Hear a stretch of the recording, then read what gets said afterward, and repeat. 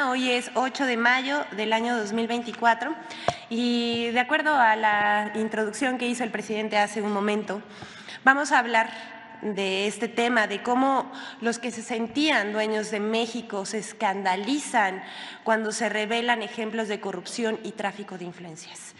Muchos casos de corrupción alcanzan a una celebridad, tanto que marcan épocas en las que surgen. Pero cuando un caso de corrupción alcanza a quien se presenta como paladín anticorrupción, se vuelve un escándalo mayor. La presidenta de Mexicanos a favor de la corrupción y la impunidad, María Amparo Casar, recibió indebidamente de Petróleos Mexicanos durante 20 años una pensión y un seguro que sumaron 48 millones de pesos. En octubre de 2004 falleció su esposo, Carlos Fernando Márquez Padilla García. Se quitó la vida en las instalaciones de Pemex. Aunque el dictamen pericial concluyó que se privó de manera voluntaria de la vida, en Pemex actuaron en ese tiempo como si se tratara de un accidente y establecieron una pensión de 125,000 pesos mensuales para Amparo Casar. Debido a una denuncia, Pemex revisó el caso de Márquez Padilla y la pensión de Amparo Casar. En febrero de 2024 se le suspendieron los pagos por prestaciones y se realizaron las denuncias contra quienes participaron en las instancias correspondientes. Estos son los hechos. En respuesta, la presidenta de Mexicanos a favor de la corrupción asegura que no sabía que su marido se quitó la vida, ya que dice que siempre pensó que habría sido un accidente de trabajo. ¿No les parece extraño? Porque es difícil creer que cuando sus abogados pidieron cambiar el dictamen pericial para que se estableciera que el fallecimiento fue por un accidente de trabajo y no por suicidio. Es una ironía que quienes en los últimos años alegan tener el monopolio de la verdad y del combate a la corrupción, la realidad es otra, que estén implicados en actos de corrupción. Tras la revelación, salieron a opinar intelectuales de la derecha, políticos conservadores, periodistas y representantes de esa sociedad civil que no sabemos qué significa, pero que no representa al pueblo de México, hasta comediantes, imagínense. Se escandalizaron por la difusión de datos personales y atacaron al presidente de la República. Hay que decir, muchas de esas aseveraciones fueron mentiras, ofensas y ataques sin fundamento. Pero, ¿qué creen? Así, guardándose, por complicidad, no sabemos, no dijeron una sola palabra sobre la corrupción denunciada. Estuvieron muy activos, ustedes los vieron, el exministro de la Corte, José Ramón Cosío, la señora, mucho texto que no podemos mencionar en esta conferencia, Dolia Esteves, Héctor Suárez Gómez, Juan Omar Fierro, Ricardo Alemán, por supuesto, Pablo Magluf. Y hay que decir una cosa, para aclarar esto, bueno, más bien, primero vamos a otro hecho que sucedió, porque ellos fueron los que desencadenaron el nado sincronizado en contra del presidente, pero pues por supuesto que no dijeron ni una sola palabra sobre los actos de corrupción. El INAI, rapidísimo, así, nada, pues terminó la conferencia y unas horas más tarde informó que inició una investigación de oficio por la divulgación de datos personales contenidos en diversos documentos del expediente del caso Márquez Padilla. Lo contradictorio de este caso, de este anuncio que hace el INAI, es que la Ley General de Datos Personales, en sus artículos 112 y 115, dice a la letra: no podrá invocarse el carácter de reservado cuando se trate de información relacionada con actos de corrupción de acuerdo a las leyes aplicables. Esto desmiente que se revelaron datos personales de manera indebida, porque los actos que denunció el director de Pemex son de corrupción, son actos de corrupción que deben ser investigados, y en eso van. También lo que reveló el director de Pemex es un acto de tráfico de influencias, delitos decía yo, investigados por las autoridades competentes. Más tarde, la asociación dirigida por Casar y fundada por Claudio X González Jr. emitió una carta firmada por muchos personajes de la oposición, periodistas, los que llamamos abajofirmantes, como Lorenzo Córdoba y Ciro Murayama. Ustedes recordarán que estos dos personajes no solamente son opositores al gobierno del presidente Andrés Manuel López Obrador, sino también fueron consejeros del INE, un INE demasiado opaco. Raúl Trejo, José Goldenberg, Enrique Krause, Leonardo Curcio, Héctor Aguilar Camín y Ciro Gómez Leiva.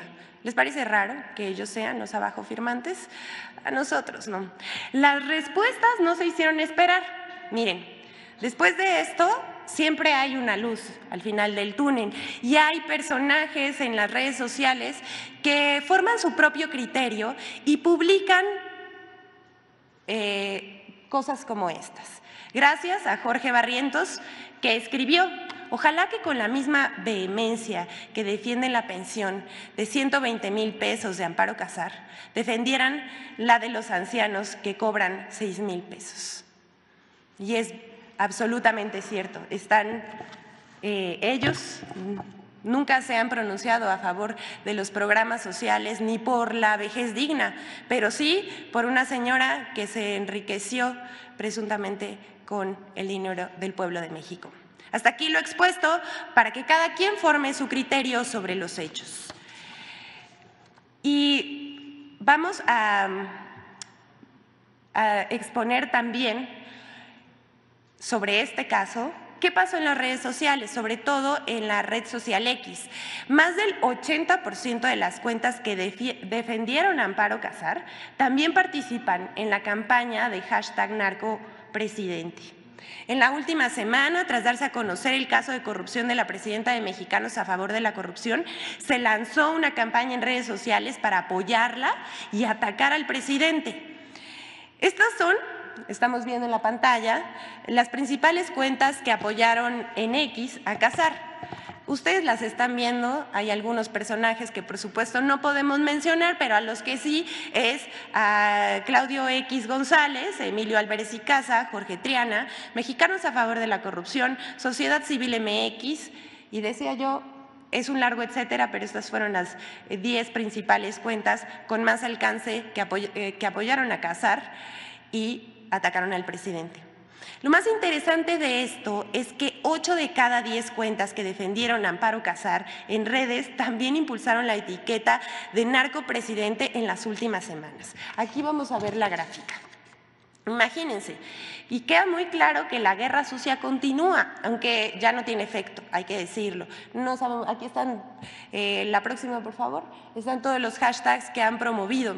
Hay que decir que estas cuentas que promovieron desde el inicio, desde el 31 de enero de 2024, la etiqueta narcopresidente, que es pues de guerra sucia contra el presidente Andrés Manuel López Obrador, también ha apoyado a personajes de la oposición o se ha montado en campañas de desinformación con temas, la verdad es que bastante lacerantes para el pueblo de México.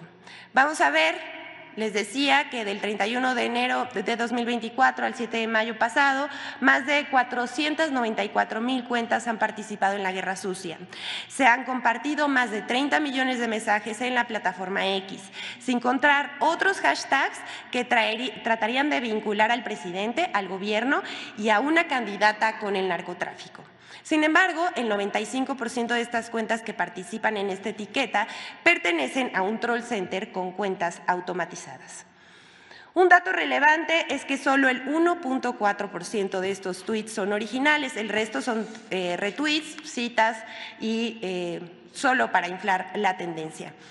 Hemos identificado además 10 cuentas que han dado mayor impulso a las tendencias contra el presidente en la red social X en la semana del 29 de abril al 5 de mayo. Entre ellos destacan otra vez Claudio X González Jr., Javier Lozano, José Díaz Machuca, Sergio Negrete, entre otras, que apoyaron también a la presidenta de Mexicanos a favor de la corrupción. Bueno, la campaña La Guerra Sucia continúa en la red social X. Vamos a seguir informando con más hallazgos que veamos. Esta es un pedacito de quiénes quieren los bots. Y vamos a terminar esta sección con dos temas más. El clasismo de algunos personajes permite hablar sobre la discriminación y el racismo que persisten en nuestra sociedad. Las noticias falsas, las estrategias de desinformación manipulan los prejuicios para generar antipatías y odio hacia quienes se descalifica, sea una persona o un grupo social. En nuestro país el clasismo está asociado con el racismo, pero llama la atención cuando sale a relucir sin ningún sentimiento de culpa. O sea, lo expresan como si lo que dijeran no tuviera ninguna consecuencia. Es más, vamos a darles este ejemplo. El 4 de mayo pasado, Chumel Torres fue entrevistado por un youtuber. Desde el rincón de la ignominia, el comediante, o dice que es comediante, conductor de noticias de Radio Fórmula y líder moral de la oposición, hizo gala de su desprecio por la mayoría de los mexicanos, desde la comodidad de su privilegio. Así, sentadito, diciendo que él jala mucho, Chumel muestra su clasismo con desenfado y orgullo y reafirma a su modo sus prejuicios racistas y prácticamente él dice algo que pues da mucha vergüenza, la verdad. Casi dice que el pobre es pobre porque quiere. Pero no me crean a mí, vamos a escuchar sus palabras, sus lamentables palabras, para que ustedes formen su propia opinión. Vamos a escuchar a Chumel Torres. Que al mexicano le interesa, deposítame sin trabajar. ¿Por qué? Porque me te vale verga, güey. Y así va a votar la gente. No me quites las asistencias, güey. No, ¿por qué? Porque ya chingué, güey. ¿Dirías que somos huevones? No lo diría, lo opino, güey. Somos huevones. Te lo voy a decir por qué. Yo tengo lo que tengo, nomás porque jalo mucho, güey. Sí. Literal. O sea, yo voy a las escuelas de comunicación y le digo, güey, yo sé más que tu profe. ¿Por qué? Porque estudio más que tu profe. Pues no solamente es ignorante, clasista, racista, también es arrogante. Pero esto, lo que dice José Manuel Torres, no es verdad y le vamos a demostrar por qué no, porque lo que está diciendo es de la comodidad de su privilegio y no, el pobre no es pobre porque quiere. Los mexicanos no somos flojos, al contrario, somos un pueblo trabajador. Tampoco es verdad que alguien reciba 8,000 pesos por programas sociales, también está muy desinformado, apenas 3,642 pesos mensuales en promedio por hogar.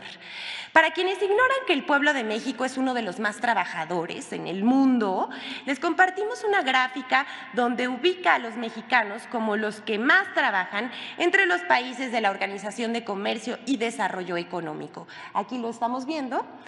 De los países de la Organización de Comercio y Desarrollo Económico, los mexicanos son los que más horas trabajamos, un promedio de 2,226 horas anuales. España se encuentra por debajo de la media de la Organización de Comercio con 1,644 horas al año frente a 1,752, que es la media de la organización. Los gobiernos neoliberales usaron los bajos salarios como una ventaja en el comercio internacional y por 36 años castigaron los ingresos de los trabajadores, que perdieron más del 70% de su poder adquisitivo.